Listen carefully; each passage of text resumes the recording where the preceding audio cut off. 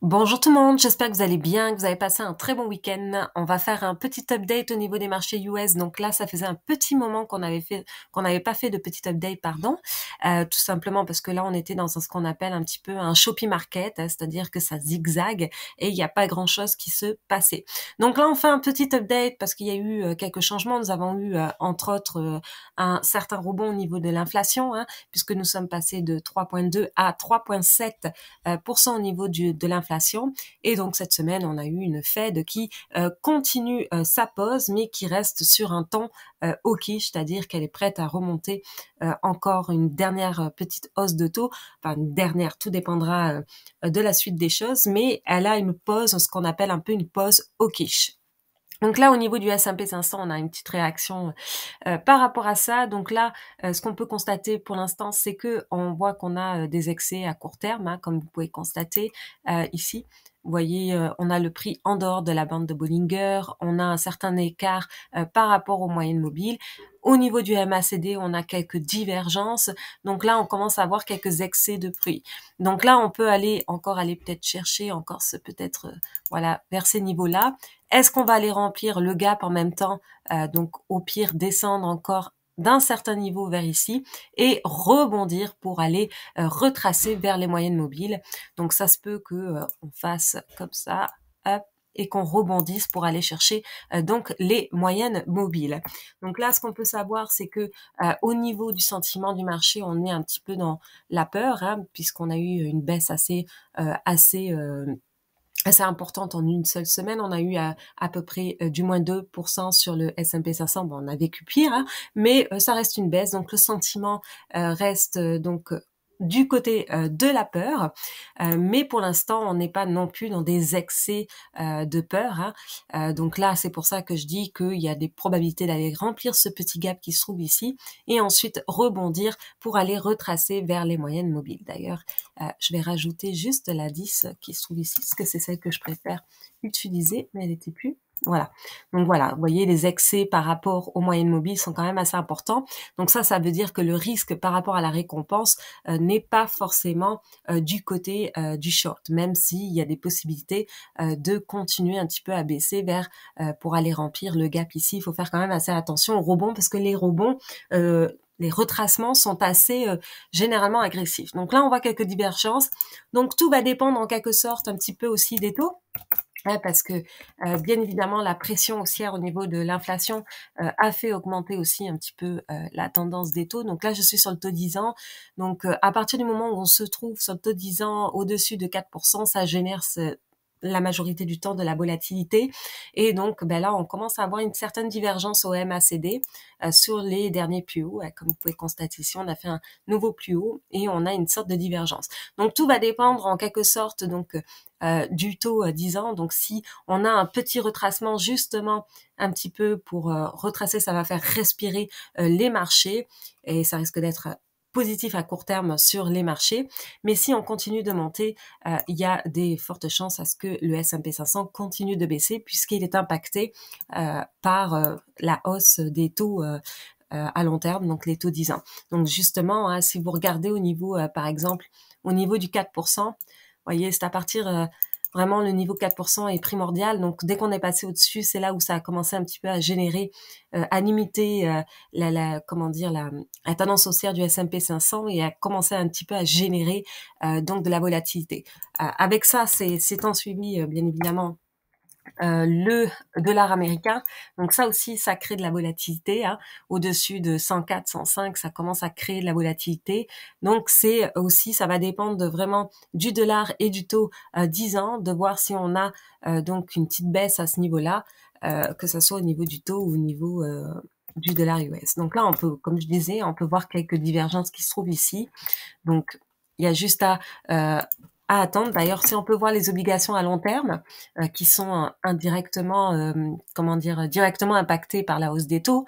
Vous voyez ici sur un nouveau plus bas au niveau des obligations, parce que là, on est toujours dans ce qu'on appelle un bear market des obligations, un bond bear market, hein, parce que c'est vraiment, si vous constatez, la baisse des obligations est quand même encore un petit peu assez importante, hein, moins 8%, depuis donc le passage en quelque sorte des taux au-dessus de 4%.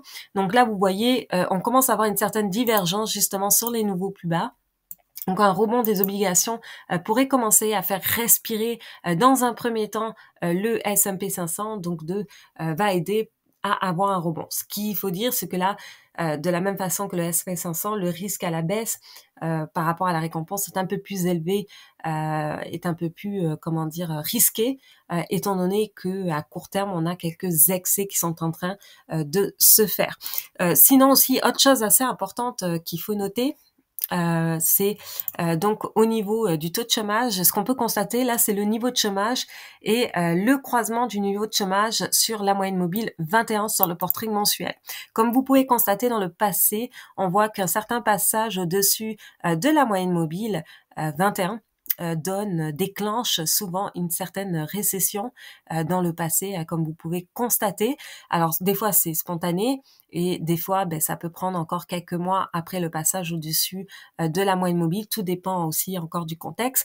Mais ce qu'on peut constater, c'est que là on commence un petit peu à passer au-dessus de cette moyenne mobile là, donc il faut rester quand même vigilant sur la grande photo parce que justement si on a cette hausse qui continue, ça peut déclencher effectivement là une certaine, probablement une récession.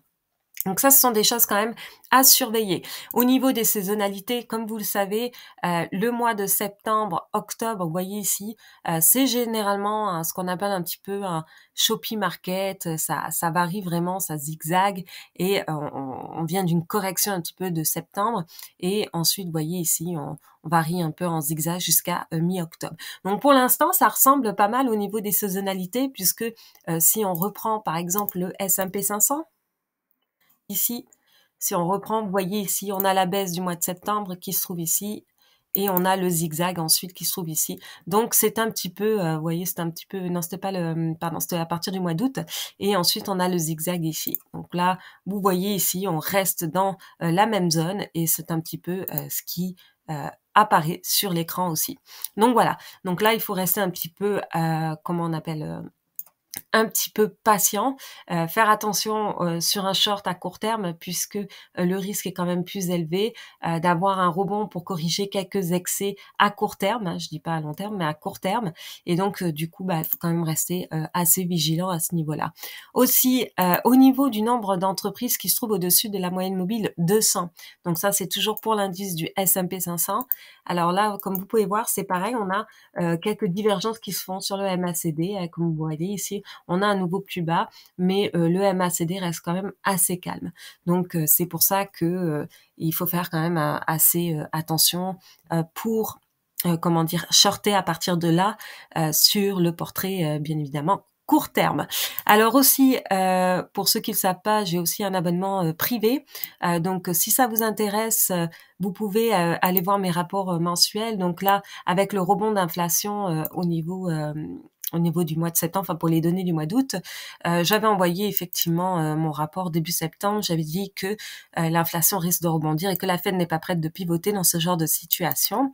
Et donc cela pourrait affecter à la fois les obligations et les actions, alors qu'en général, lorsqu'on est en fin de cycle économique, comme vous pouvez voir sur ce graphique ici, sur ce tableau, pardon, vous pouvez voir que en late, ce qui superforme, c'est généralement le cash et les actions. Donc c'est pour ça ici que je dis, par conséquent, comme le cash rémunère actuellement à 5%, ce qui est quand même, ça attire quand même les gens à placer leur argent dessus. Et là, vous voyez que justement à ce niveau-là, on a quelques sous-performances pour le mois de septembre puisque l'inflation a rebondi et ça a impacté donc le marché des obligations. Donc si vous voulez avoir le rapport mensuel et puis avoir des posts assez régulièrement, n'hésitez pas à vous abonner à mon abonnement privé que vous trouverez le lien en dessous de la vidéo. Aussi, on peut regarder dernière petite chose au niveau de cet indicateur aussi. Alors, je vais remonter un petit peu. C'est quand même assez intéressant cet indicateur. Non, c'était pas ici.